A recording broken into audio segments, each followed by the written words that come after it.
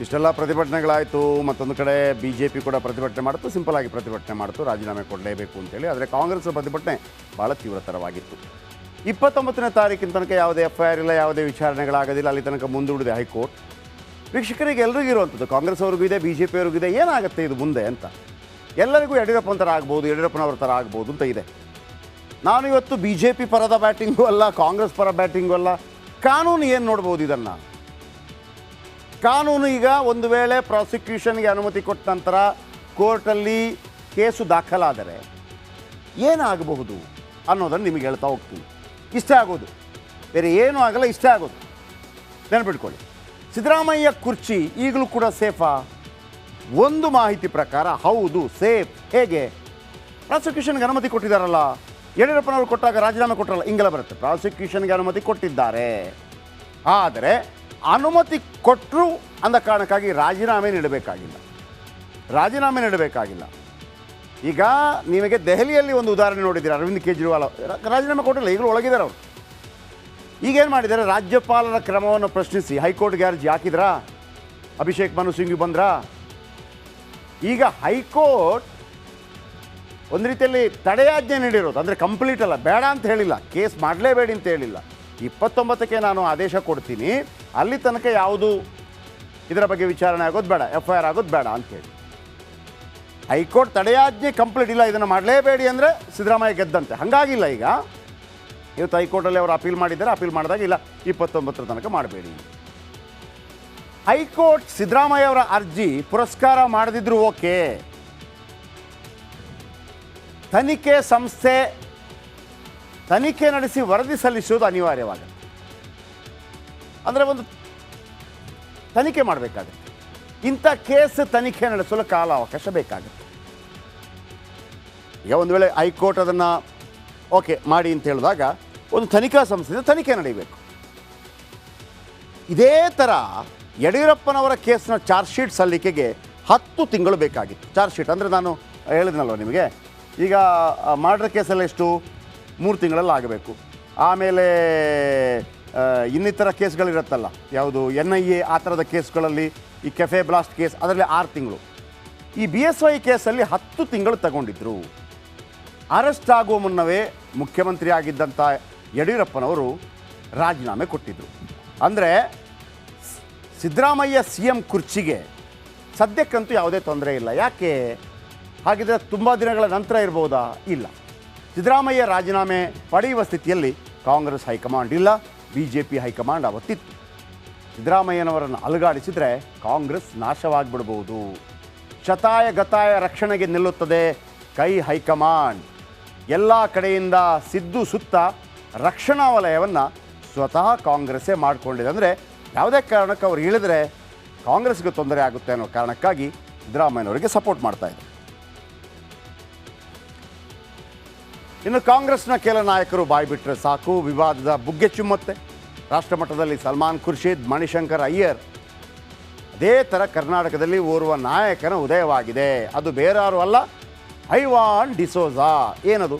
ಇಲ್ಲಿ ನೋಡಿ.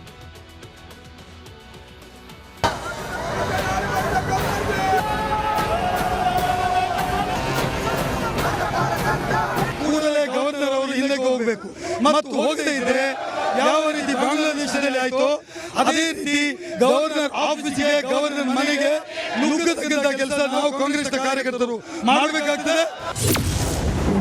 ಬಾಂಗ್ಲಾದೇಶ ಮಾದರಿಯಲ್ಲಿ ದಾಳಿ ಮಾಡ್ತಾರಂತೆ. ರಾಜ್ಯಪಾಲರಿಗೆ ಕಾಂಗ್ರೆಸ್ ನಾಯಕರ ಬೆದರಿಕೆ.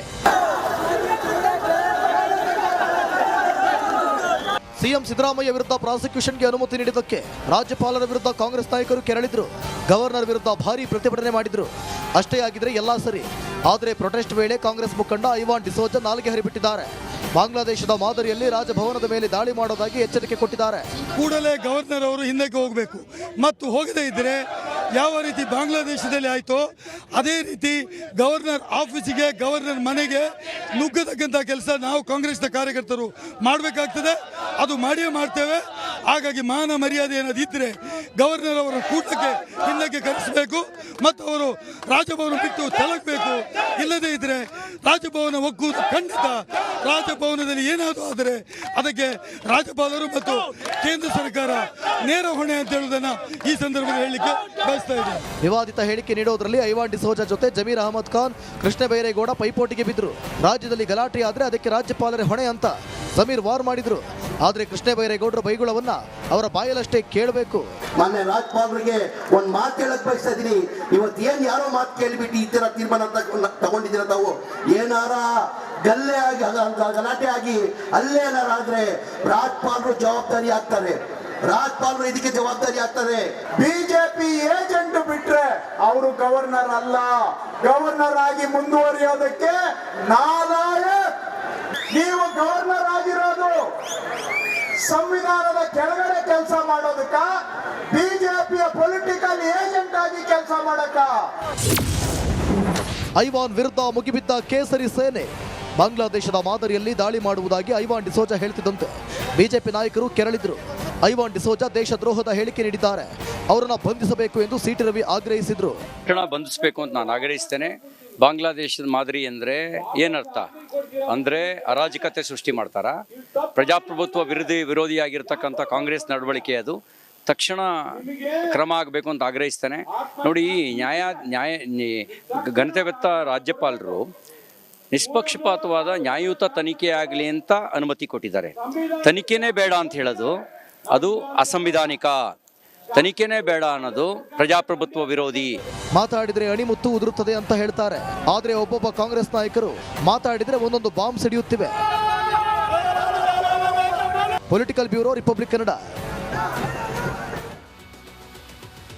ನೋಡಿ, ಪ್ರಜಾತಂತ್ರ ವ್ಯವಸ್ಥೆಯಲ್ಲಿ ಈ ಥರ ಟೀಕೆಗಳು ಮಾಡೋದು, ಶವಯಾತ್ರೆ ಮಾಡೋದು, ಅಣುಕು ಶವಯಾತ್ರೆ ಮಾಡೋದು, ನಾಲಾಯಕ್ ಅಂತ ಹೇಳೋದು, ಏಜೆಂಟ್ ಅಂತ ಹೇಳೋದು ಎಲ್ಲ ಓಕೆ. ಇವರು ಮಾಡಿದ್ದಾರೆ, ಅವರು ಮಾಡಿದ್ದಾರೆ. ಅದರಲ್ಲಿ ಆದರೆ ನೀವು ಬಾಂಗ್ಲಾದೇಶ ಮಾದರಿ, ಅದರ ಅರ್ಥ ಏನು? ಮಣಿಶಂಕರೇ, ಬಾಂಗ್ಲಾದೇಶ ಥರ ಅಂದರೆ ನಿಮಗೆ ಎಲ್ಲೆಲ್ಲೋ ಉರಿತಾ ಇದೆ ಅಂತ ಅಷ್ಟೇ. ಆಮೇಲೆ ಬಾಂಗ್ಲಾದೇಶದ ಮಾದರಿ ಐವಾನ್ ಡಿಸೋಜಾ ಅವರು ಒಂದು MLC ಸೀಟಿಗಾಗಿ ಇಷ್ಟೆಲ್ಲ ಬಕೆಟ್ ಹಿಡಿಬೇಕಾ? ಒಂದು MLC ಸೀಟಿಗಾಗಿ ಇಷ್ಟೆಲ್ಲ ಬಕೆಟ್? ಸಿದ್ದರಾಮಯ್ಯನವರು ಒಪ್ಕೊಳ್ಳಿಕ್ಕಿಲ್ಲ ಬಹುಶಃ ಆ ಹೇಳಿಕೆಯನ್ನು ಗಮನಿಸಿದರೆ. ಇನ್ನು ಒಂದು ವೇಳೆ ಸಿದ್ದರಾಮಯ್ಯನವರನ್ನು ಪಟ್ಟದಿಂದ ಕೆಳಗಿಳಿಸಿದ್ರೆ ಏನಾಗ್ಬೋದು ನೋಡಿ. ಮುಡಾ ಹಗರಣದ ಬಳಿಕ ಕೆಲ ಕಾಂಗ್ರೆಸ್ಸಿಗರು ಖುಷಿಯಾಗಿರೋದು ನಿಜ. ಯಾಕೆಂದರೆ ರಾಜಕೀಯ ಅಂತಂದರೆ ಒಬ್ಬರೇ ಮುಖ್ಯಮಂತ್ರಿ ಆಗಿರಬೇಕು ಅಂತೇನಿಲ್ಲಲ್ಲ. ಈಗ ಅಲ್ಲಿ ನರೇಂದ್ರ ಮೋದಿ ಅವರು ಪ್ರಧಾನಮಂತ್ರಿ ಆಗಿದ್ದಾಗಲೂ ಕೂಡ ಕೆಲವು BJPಗೆ ಇರ್ಬೋದು, ನಾವು ಪ್ರಧಾನಮಂತ್ರಿಗಳು ಯಾವಾಗ ಆಗೋದು ಅಂತ ಇದ್ದೇ ಇರುತ್ತೆ ಆಸೆ. ಆಗೋದಿಲ್ಲ, ಅದು ಬೇರೆ ವಿಚಾರ. ಸಿದ್ದರಾಮಯ್ಯವರು ಮುಖ್ಯಮಂತ್ರಿ ಆದಾಗಲೂ ಕೂಡ ಇರುತ್ತೆ ಮುಂದೆ ಯಾರು ಅಂಥೇಳಿ. ಯಡಿಯೂರಪ್ಪನವರು ಮುಖ್ಯಮಂತ್ರಿ ಆಗಿದ್ದಾಗ ಜಗದೀಶ್ ಶೆಟ್ಟರ್, ಸದಾನಂದ ಗೌಡರು, ಅಶೋಕ್ ಇವರಿಗೆಲ್ಲ ನಾವ್ಯಾವಾಗ ಮುಖ್ಯಮಂತ್ರಿ ಅಂತಿತ್ತು. JDS ಅಲ್ಲೇ ಬಿಡಿ, ಅದು ಬೇರೆ ಚಾನ್ಸೇ ಇಲ್ಲ. ಫ್ಯಾಮಿಲಿ ಬಿಟ್ಟರೆ ಬೇರೆಯವ್ರಿಗೆ ಚಾನ್ಸೇ ಇಲ್ಲ. ಒಂದು ವೇಳೆ ಇದೆಲ್ಲದರ ನಡುವೆ ಸಪೋರ್ಟ್ ಮಾಡ್ತಾ ಇದ್ದಾರೆ, ಮತ್ತೊಂದು ಸಪೋರ್ಟ್ ಮಾಡ್ತಾ ಇದ್ದಾರೆ, ಒಂದು ಪರ್ಯಾಯವಾಗಿ ಒಬ್ಬರು ಆಲೋಚನೆ ಮಾಡ್ತಾರೆ. ಒಂದು ವೇಳೆ ಸಿದ್ದರಾಮಯ್ಯನವರು ರಾಜೀನಾಮೆ ಕೊಟ್ಟರೆ ಯಾರು? ಆಗ ಕೆಲವರಿಗೆ ಆಸೆ ಇದೆ, ನಾನು ಯಾಕೆ ಆಗಬಾರ್ದು ಅಂತೇಳಿ. ಹಾಗಾಗಿ CM ಕುರ್ಚಿ ಕನಸು ಕಾಣ್ತಾ ಇದ್ದಾರೆ ಕೆಲ ನಾಯಕರು. ಆದರೆ ದೆಹಲಿ ನಾಯಕರು ಸಿದ್ದರಾಮಯ್ಯ ಅವರನ್ನು ಕೆಳಗಿಳಿಸೋದಕ್ಕೆ ಬಿಡ್ತಾ ಇಲ್ಲ. ಯಡಿಯೂರಪ್ಪನವರ ವಿಚಾರದಲ್ಲಿ ಏನಾಯಿತು, ಹೈಕಮಾಂಡ್ಗೆ ಇಷ್ಟ ಇರಲಿಲ್ಲ ಯಡಿಯೂರಪ್ಪನವರು ಮುಖ್ಯಮಂತ್ರಿಯಾಗಿ ಮುಂದುವರಿಯೋದು, ಅವರೇ ತಳ್ತಾ ಇದ್ರು. ಆದರೆ ಇಲ್ಲಿ ಹೈಕಮಾಂಡ್ಗೆ ಇಷ್ಟ ಇದೆಯೋ ಇಲ್ವೋ, ಸದ್ಯಕ್ಕಂತೂ ಅವರೇನಾದರೂ ಸಿದ್ದರಾಮಯ್ಯನವರನ್ನು ಕೆಳಗಿಳಿಸಿದರೆ ಆಗುವಂಥ ಅನಾಹುತಗಳ ಬಗ್ಗೆ ಅವರಿಗೆ ಅರಿವಿದೆ. ಹಾಗಾಗಿ ಶತಾಯಗತಾಯ ಹೈಕಮಾಂಡ್ ಸಿದ್ದರಾಮಯ್ಯ ಪರ ನಿಂತಿದೆ. ನೋಡಿ, ಈಗಾಗಲೇ ಕಾಂಗ್ರೆಸ್ನಲ್ಲಿ ಒಂದು ಆತ್ಮಹತ್ಯಾ ದಳ ತಲೆ ಎತ್ತಿದೆಯಂತೆ. ಆತ್ಮಹತ್ಯಾ ದಳ ಅಂತಂದ್ರೇನು? ಸಿದ್ದರಾಮಯ್ಯನವರನ್ನು ಏನಾದರೂ ಕೆಳಗಿಳಿಸಿ DK ಶಿವಕುಮಾರ್ ಅವರನ್ನ ಮುಖ್ಯಮಂತ್ರಿ ಮಾಡಿದರೆ ಸರ್ಕಾರ ಉಳಿಸಲ್ಲ, ಸರ್ಕಾರವನ್ನೇ ಉಳಿಸಲ್ಲ. ಯಾರು ಆತ್ಮಹತ್ಯಾ ದಳದ ಮುಖ್ಯಸ್ಥ? ಲೋಕೋಪಯೋಗಿ ಸಚಿವ ಸತೀಶ್ ಜಾರಕಿಹೊಳಿ. ಎಸ್, ಸಿದ್ದರಾಮಯ್ಯ ಏನಾದರೂ ಕೆಳಗಿಳಿದರೆ, ಸಿದ್ದರಾಮಯ್ಯ ಏನಾದರೂ ರಾಜೀನಾಮೆ ಕೊಟ್ಟರೆ, ಸಿದ್ದರಾಮಯ್ಯನವರು ಮುಖ್ಯಮಂತ್ರಿ ಅರೆಸ್ಟ್ ಆಗೋದು ಬೇರೆ ವಿಚಾರ, ಮುಖ್ಯಮಂತ್ರಿ ಪಟ್ಟದಿಂದ ಕೆಳಗಿಳಿದರೆ, ಸಿದ್ದರಾಮಯ್ಯ ಒಂದು ಹುಕುಂ ಕೊಟ್ಟರೆ, ಅಂದರೆ ಇವ್ರಿಗೆ ಬೇಸರ ಆಗ್ಬಿಟ್ರೆ ಸತೀಶ್ ಜಾರಕಿಹೊಳಿ ಸರ್ಕಾರವನ್ನೇ ಬೀಳಿಸ್ತಾರೆ. ಹೆಂಗೆ ಹೇಳ್ತೀರಿ? ಎಸ್, ಸತೀಶ್ ಜಾರಕಿಹೊಳಿ ನೇತೃತ್ವದ ಪಡೆಯದ್ದು ಒಂದು ಅಜೆಂಡಾ ಫಿಕ್ಸ್ ಮಾಡಿದ್ದಾರೆ. ಅದೇನು? ಶತಾಯಗತಾಯ. ಮೊನ್ನೆ ಕೂಡ ನಮ್ಮ ಇಂಟರ್ವ್ಯೂಲ್ಲಿ, ವಿಜಯ ಮಾಡಿದ ಇಂಟರ್ವ್ಯೂಲ್ಲಿ ಕೇಳಿದರು, ಸಿದ್ದರಾಮಯ್ಯ CM ಹುದ್ದೆಯಿಂದ ಯಾವುದೇ ಕಾರಣಕ್ಕೂ ಕೆಳಗಿಳಿಬಾರ್ದು. ಕೆಳಗಿಳಿದು DCM ಆಗಿರುವಂಥ DK ಶಿವಕುಮಾರ್ ಅವರು ಯಾವುದೇ ಕಾರಣಕ್ಕೂ ಮುಖ್ಯಮಂತ್ರಿ ಆಗಬಾರ್ದು.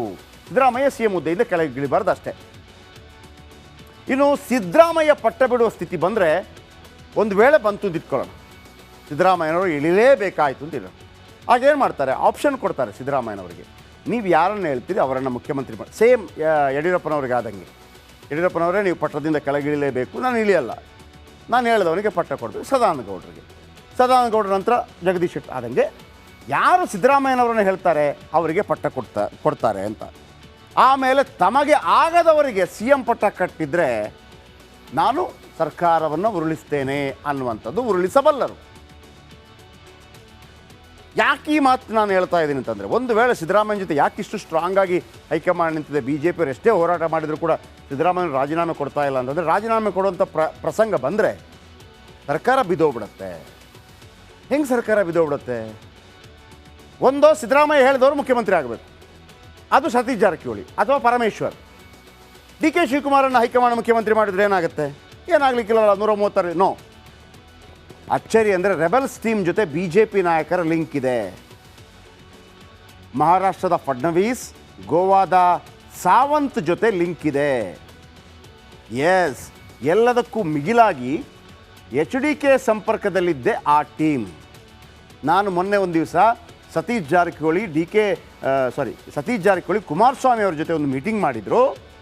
ಒಂದು ವೇಳೆ ಈ ಪ್ರಸಂಗ ಬರೋದಕ್ಕಿಂತ ಮೊದಲು, ಒಂದು ವೇಳೆ ಸಿದ್ದರಾಮಯ್ಯ ನಂತರ ಡಿ ಕೆ ಶಿವಕುಮಾರ್ ಮುಖ್ಯಮಂತ್ರಿ ಆದರೆ ನಾವೊಂದು 40 ಜನ ಬಂದುಬಿಡ್ತೀವಿ ಬಿ ಜೆ ಪಿಗೆ ಅನ್ನುವಂಥ ರೀತಿಯ ಸಂದೇಶವನ್ನು ಕೊಟ್ಟಿದ್ದರು. ಹಾಗಾಗಿ ಡಿ ಕೆ ಶಿವಕುಮಾರ್ ಅವರಿಗೆ ತೊಂದರೆ ಇದೆ. ಈಗ ಅಚ್ಚರಿಯ ಬೆಳವಣಿಗೆಯಲ್ಲಿ ಇದೇ ಸತೀಶ್ ಜಾರಕಿಹೊಳಿ ಜೊತೆ ಡಿ ಕೆ ಶಿವಕುಮಾರ್ ಇವತ್ತೊಂದು ಮೀಟಿಂಗ್ ಮಾಡಿದ್ದೆ.